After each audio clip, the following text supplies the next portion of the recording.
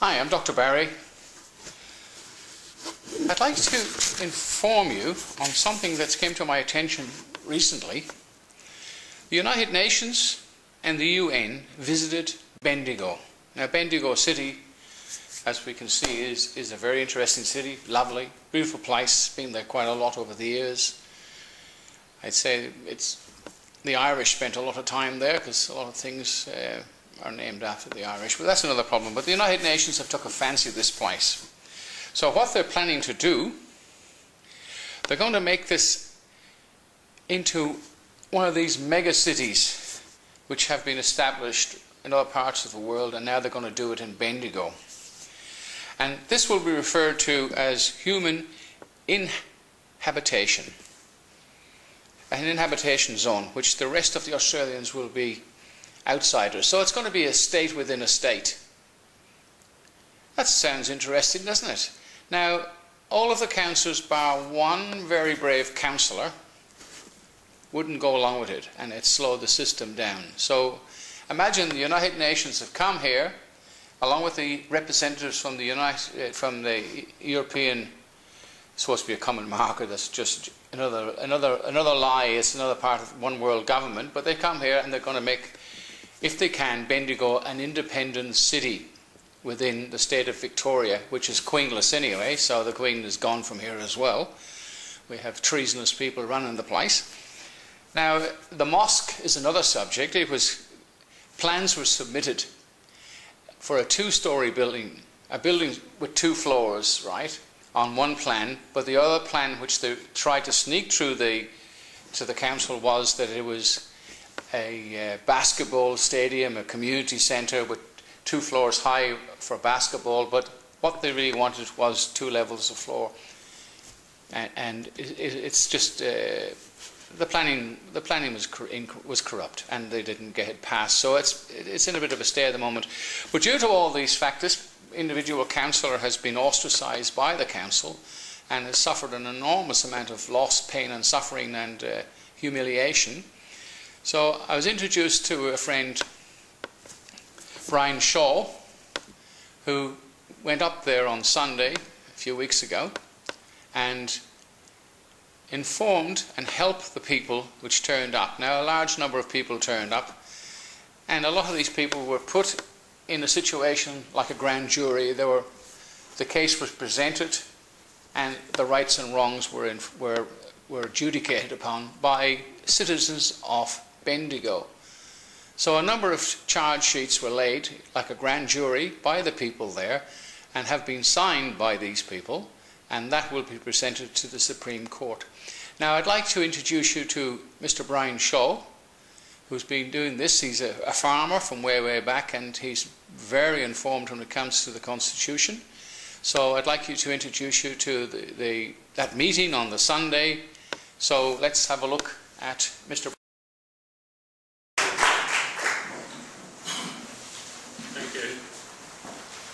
I just handed out a form, and it's still being passed around now. At the top, it's called Criminal Charge for Common Law Grand Jury. Now, that's the simplest form you're ever going to see in your life. It was drawn up by a couple of cockies, and no lawyer drew this up, because it's not 6 pages of absolute crap. It's just 1 page of straight-up law. But it's the only law that's going to give you back your law. So you've got to pay real good attention.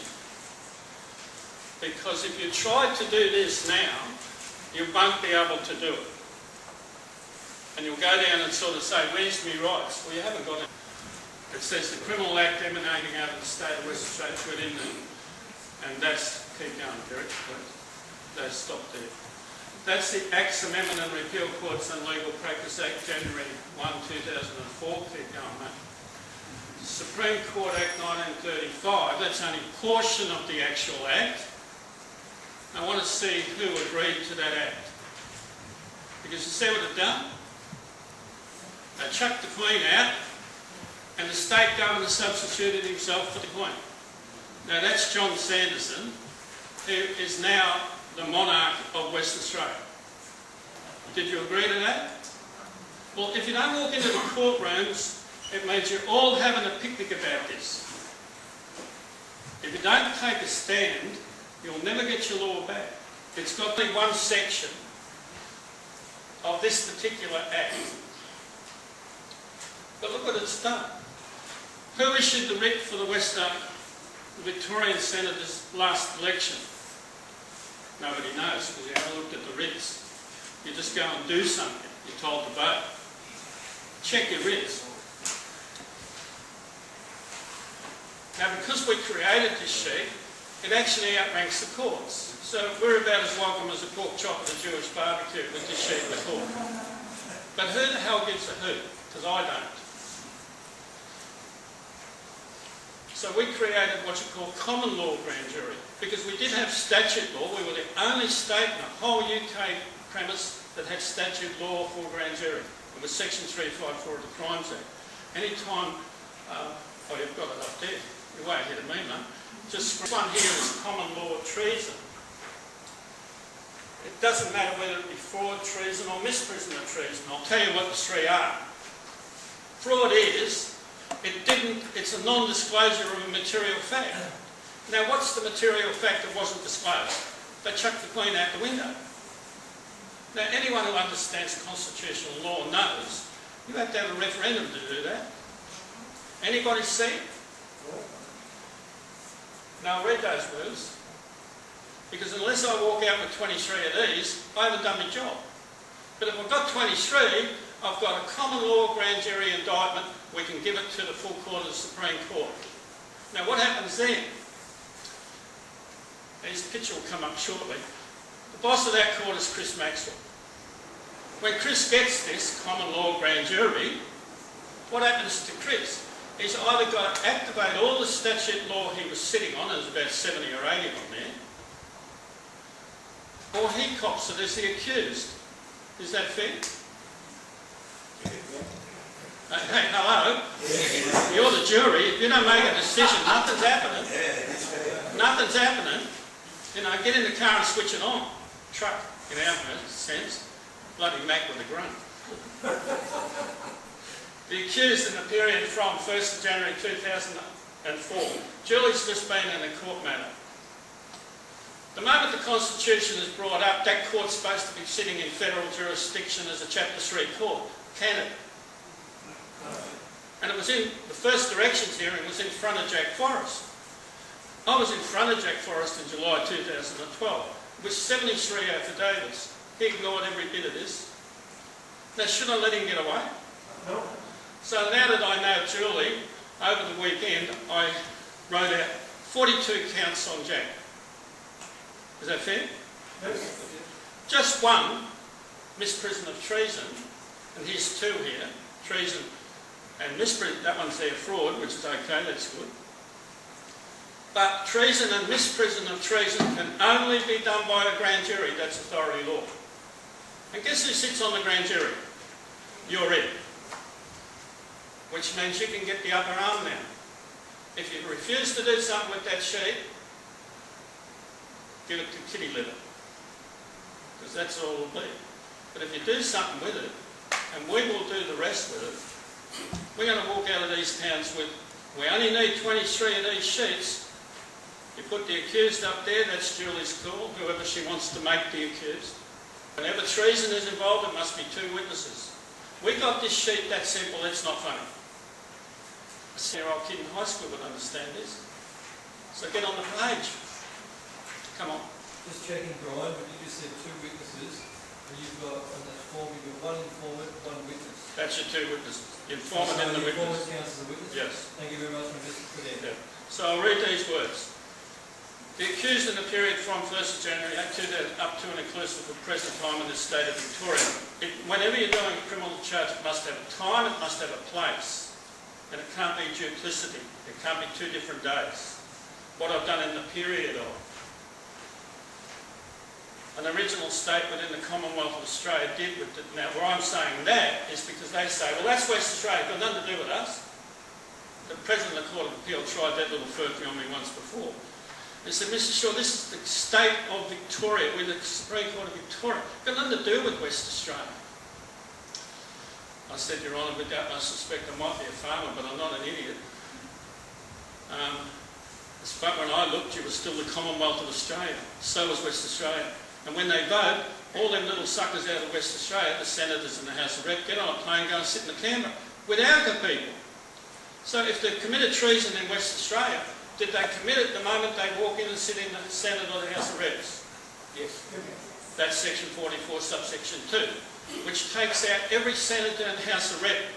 Now remember, you can take out the High Court by just simply saying, you can take out any court in this country, magistrates, county, by just simply saying, question the law, Your Honour, which is a question of fact. With the Queen removed without the referendum, are you sitting as a Chapter 3 court? You don't make it, sorry, don't put that as a question. Do not ask the question, make a statement. The statement is, it's impossible for you to sit as a Chapter 3 court. But now, is that judge or magistrate committing an offence while they're trying to do that? Section 34 of the Crimes Act says, judge or magistrate exercising federal jurisdiction, personal interest, 2 years jail. Got them straight away right there. That's a good start, isn't it? What I mean by that, you caught the thief running out the kitchen. Now I call this, who's in the getaway car? This is a robbery. In West Australia, they stole 1/3 of our land mass by changing the structure of the Constitution without the elected knowing. Now you're starting to know, but here in Bendigo, multiply these sheets 100 times. Now all I'm saying is, we need 23 today. That's an indictment, it's not an application. And then we can give it to the people who are already in heavy litigation, that don't want their own purpose served, and it's really difficult to tell someone, stop looking for your own issue and look for the security of Australia. How difficult's that? They always say, I've got to do a deal, I've got to do something, I've got to do this. But what they're doing is, when I see that they're concealing it, I'm quite happy to charge them. A common law grand jury will force them to hear it, because you're automatically indicting the accuser.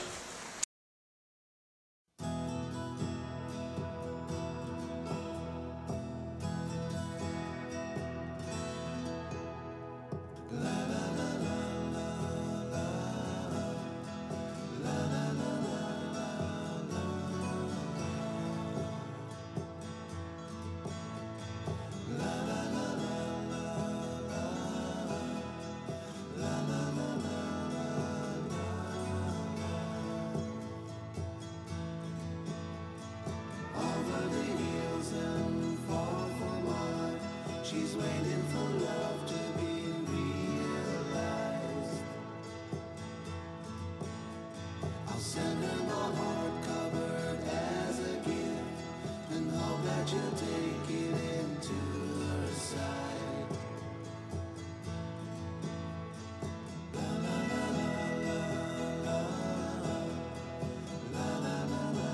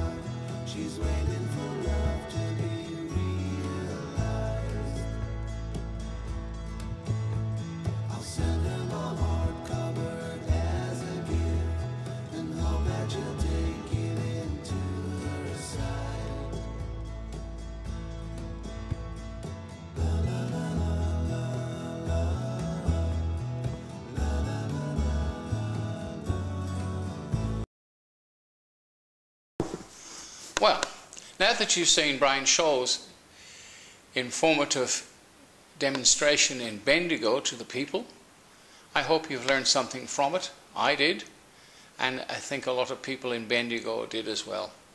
So, thank you for watching, and it's Dr. Barry signing off, and if you would like to subscribe on that little button, I know it's a bit of a pain doing it, and some of us, it's life, we're lazy, but it does show that you're showing a little bit of interest. I don't get paid for it, so it's just something, a bit of a courtesy thing. Anyway, thank you for watching. Dr. Barry signing off, and I hope you've learned something, and we've got to stop this internal corruption in our so-called government. Okay, bye for now.